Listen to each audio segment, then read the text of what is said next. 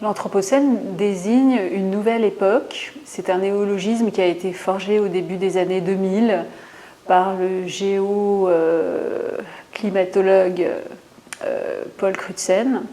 qui a forgé ce néologisme pour désigner l'humanité comme une force géologique à part entière, venant perturber de manière massive les cycles écologiques et transformer les grands équilibres terrestres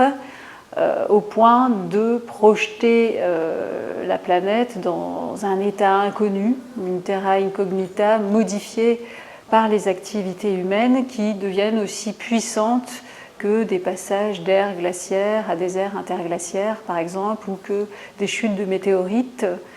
à tel point que les sédiments de la planète retracent un mix d'éléments naturels et d'éléments artificiels, des artefacts, des technofossiles qui partout maintenant sont présents dans les couches terrestres et indiquent ainsi, tels des marqueurs, l'advenue de cette nouvelle époque, y compris sur un plan géologiquement pertinent. La pédagogie, aujourd'hui, doit nous aider à changer de rapport au monde et à nous percevoir comme membres de systèmes d'interaction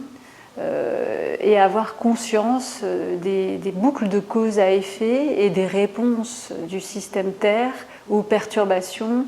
que nos sociétés industrielles sont en train d'infliger à ce système Terre. Donc il est important de connaître le fonctionnement de la Terre, ses réactions à des perturbations, et d'être conscient des liens entre nos modes de vie et les réactions de la nature, car nous ne pouvons pas vivre hors sol, et donc nous sommes conviés par ce grand changement, cette grande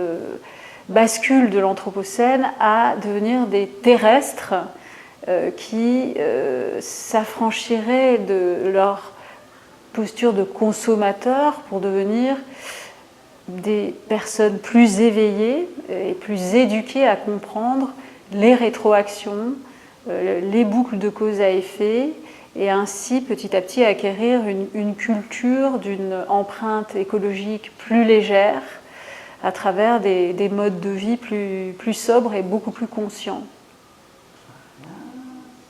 L'enjeu, c'est de changer de paradigme autour de 3 pistes. La première, ce serait une réforme de l'entendement à l'heure de l'Anthropocène, c'est-à-dire une sorte d'enseignement et de pédagogie des rétroactions. Qu'est-ce qui se passe entre un interrupteur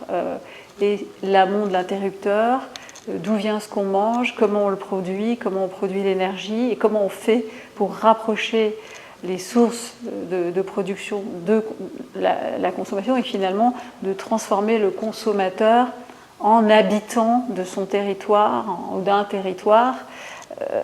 portant en lui la conscience de ces interactions et de ces boucles de cause à effet. Donc ce serait une réforme pédagogique, une sorte de nouvel entendement à l'heure de l'Anthropocène. La deuxième piste, ce serait un ensemble de politiques de décroissance au sens d'accepter de fixer des limites à nos consommations énergétiques, par exemple, ou se donner aussi la possibilité de recevoir un revenu en contrepartie de l'entretien du bien commun, de la réparation de la nature. Ce seraient des pistes qui sont nombreuses aujourd'hui, qui seraient rassemblées sous cette appellation des politiques d'une décroissance qui serait vécue de manière démocratique et non pas imposée pendant qu'il en est encore temps. Et puis la troisième piste, c'est la réforme territoriale autour d'un redécoupage des régions en biorégions ancrées dans les ressources et la connaissance de ces ressources, avec l'aide d'écologues, par exemple, qui indiquerait aux habitants l'importance de recueillir l'eau à tel endroit, de protéger telle forêt ou de la diversifier à telle autre, de permettre des mobilités plus douces à des échelles plus petites, du coup, de rapprocher les lieux de travail et les lieux de vie,